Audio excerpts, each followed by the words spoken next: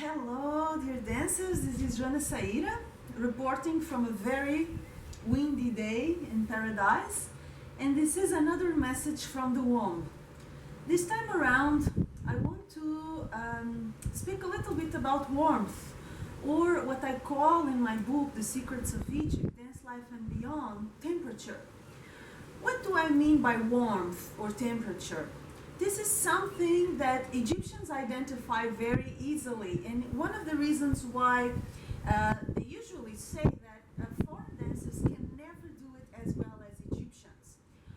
In the sense that some things are lacking. You know, it doesn't matter if you have the perfect technique and all the knowledge, but there are certain things that Egyptian dancers have or used to have that foreigners don't seem to have. And one of them is warmth, is a certain temperature. It's an energy, an aura, hot weather that comes from inside, okay? Why we don't have it? First, it's, I think, easier to understand what is warmth by understanding why we don't usually have it. Foreign dancers tend to be very mental, very rational. So they dance from a mental point. They think, what will I do next? How will I make this effect? How I will impress them if there is an audience.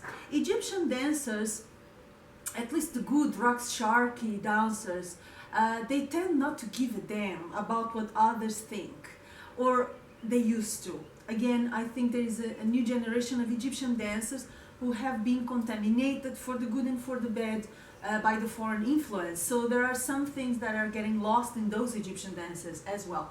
But the good old dancers, you know, they have this I don't give a damn attitude that translates into a dance that comes from an emotional side.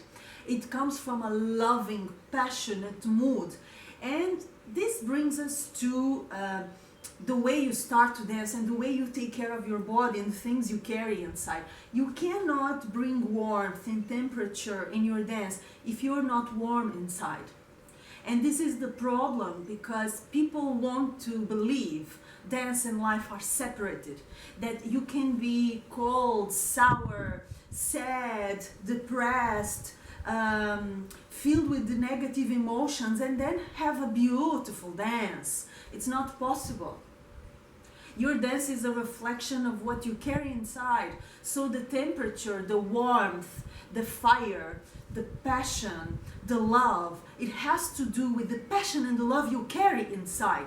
If you are not a passionate person, or if you don't find reasons to feel passionate about, if you don't have love inside, if you don't burn for the beautiful things in life, if you're not excited about breathing, existing, feeling this moment, you know, feeling this wind, you know, if you don't have the ability to enjoy this and feel this love for life, your dance will reflect that. It will be flat, and it will be cold. It will be eventually neat and beautiful on a visual level, on a structure level, but it will not have the emotional and energetic impact that good Egyptian dance has.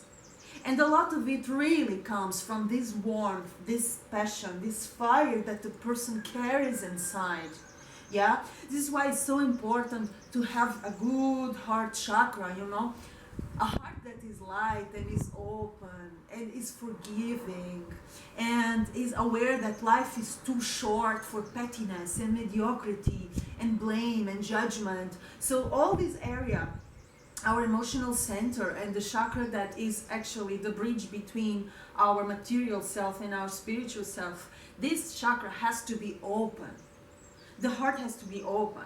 Your the first and the second chakras here, in your hips, in your womb, in your belly, they have to be open and well resolved, you know.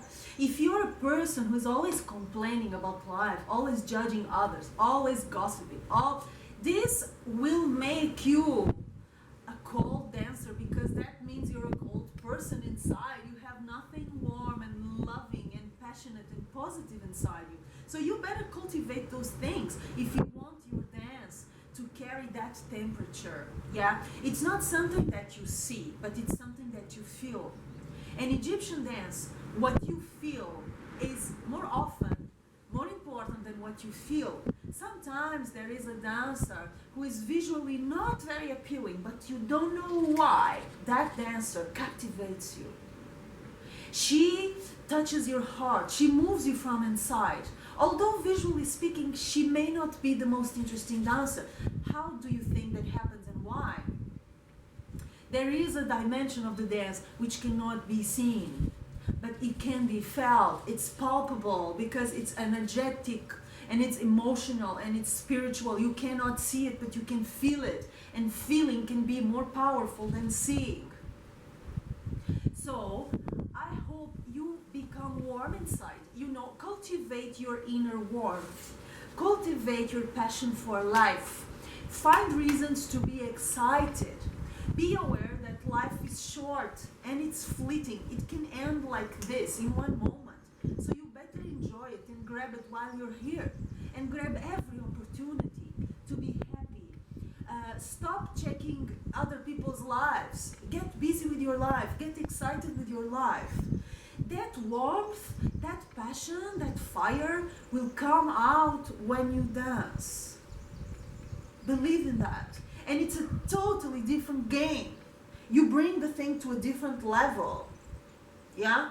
So warmth, temperature, passion, fire, yalla, cultivate it inside, and I will wait to see it in your dance. I know I will. So, I'm just gonna stay here and enjoy my moment, and you do the same. All right? Much passion, much love, and a huge kiss from paradise.